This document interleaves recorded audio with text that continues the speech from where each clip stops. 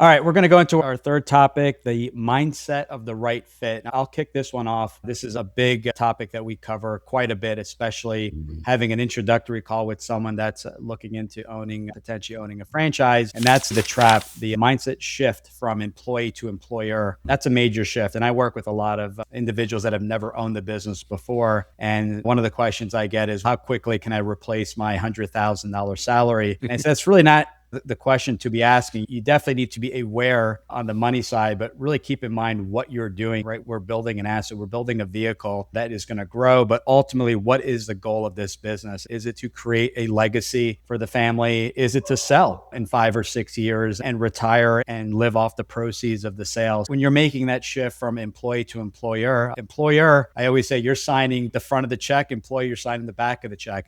This is your baby. This is your business. And no one is there to bail you out. Franchise or not, there's definitely support mechanisms, but you are still in charge. It is your responsibility to find the right staff, follow those systems to eventually exit, which we'll talk about in the third episode here, and eventually selling that business. So the mentality is really this builder mentality, setting the expectations that what I recommend to everyone is treating the first year as a builder year. You're building this.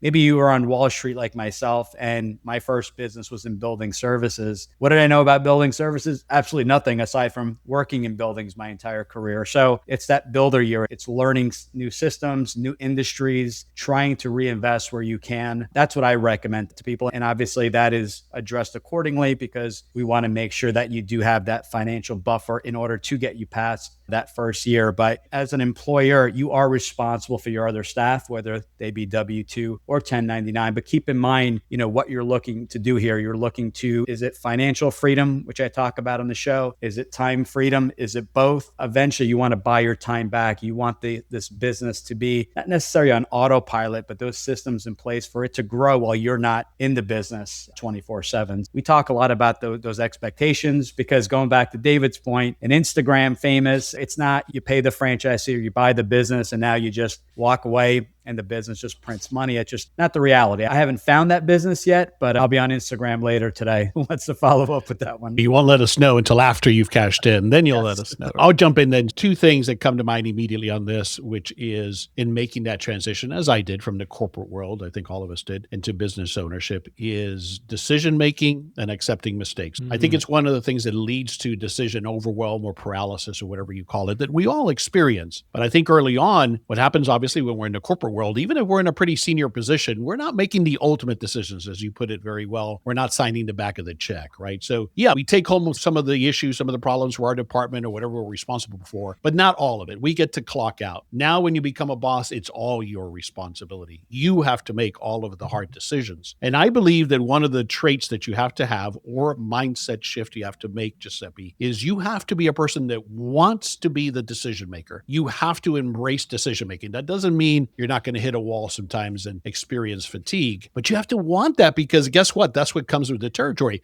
You won't be able to wait for a committee or somebody above you to make the big decisions. And these are decisions that nobody has necessarily the right answer to, but you got to make a decision. Are we going this way? Or are we going that way? And it could be critical to the business. And then the fact is, then when we're making that many decisions, just like being up at bat in the game of baseball, if you hit 300, 3 out of 10, if you hit 4 out of 10, you're probably going to be in the Hall of Fame. So you're not going to get every decision. And accepting that, I think those 2 things go hand in hand as a mindset shift, transitioning from the corporate world to business ownership. I'd like to add to that 400 batting average comment you just made, because it's true. You can be a great baseball player and not hit every ball. And one of the things that leads people into business ownership is this understanding that you know how to do it right and your customers want, et cetera. And in order to accumulate some degree of wealth to get into business, you're probably a pretty capable person. And so one of the problems that happens is you get into business for yourself and you probably do know how to do whatever it is better than a lot of other people. And because of that, you don't want to let other people do things and let it happen to a degree that may not quite be as good as you, but you have to learn that you have to build your business around the understanding that other people may do something that isn't quite up to your standard, that isn't quite done as well as you can do, but it still will exceed the expectations of the customer and make the business move forward. I find learning to shed the shell of perfectionism is probably one of the biggest mindset shifts that a lot of people have to make when they get into business.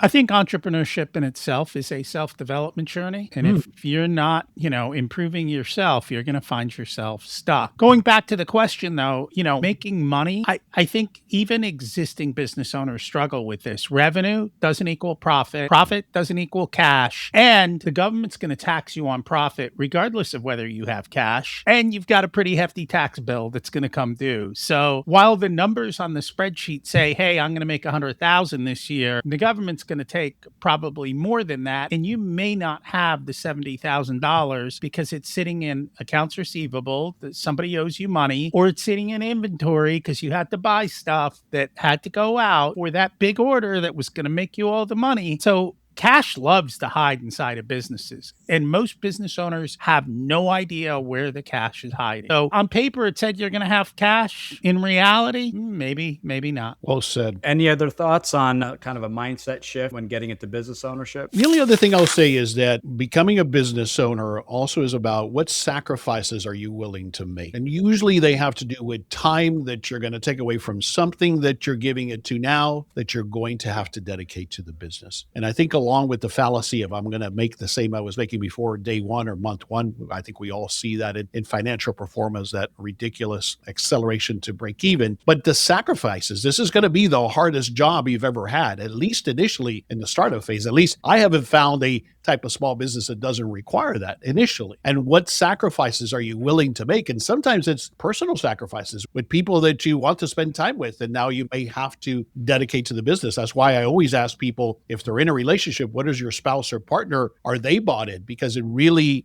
takes a sacrifice to make it happen, in my experience. Yeah, the opportunity cost. Sorry, go ahead, David.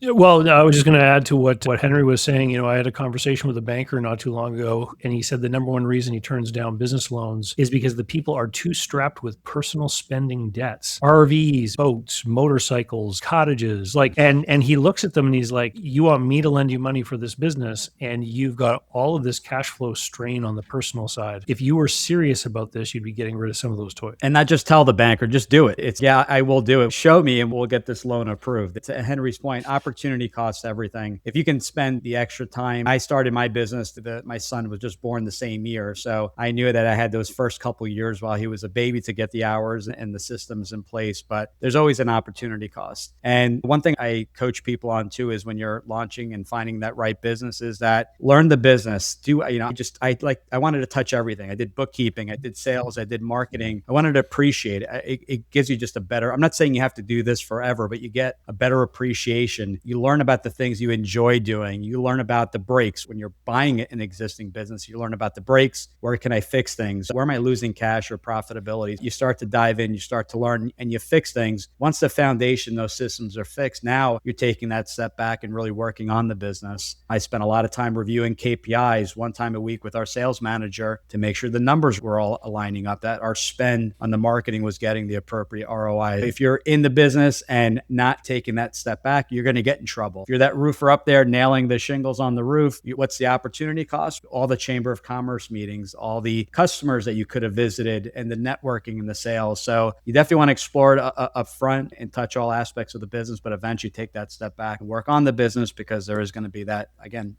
opportunity cost if you're doing nothing else but the actual physical product or service that's being offered. All right. Well, listen, we really appreciate everyone listening in. This is the first phase of owning a business, and it's finding in your journey that right fit, that right business. And now in phase 2, which is going to be our second episode, we're going to dive into the meat, cash flow management, coaching, and strategy. Thanks for everyone joining today, and we will talk to you and see you on the other side in that next episode. Take care. That wraps phase 1, finding a business.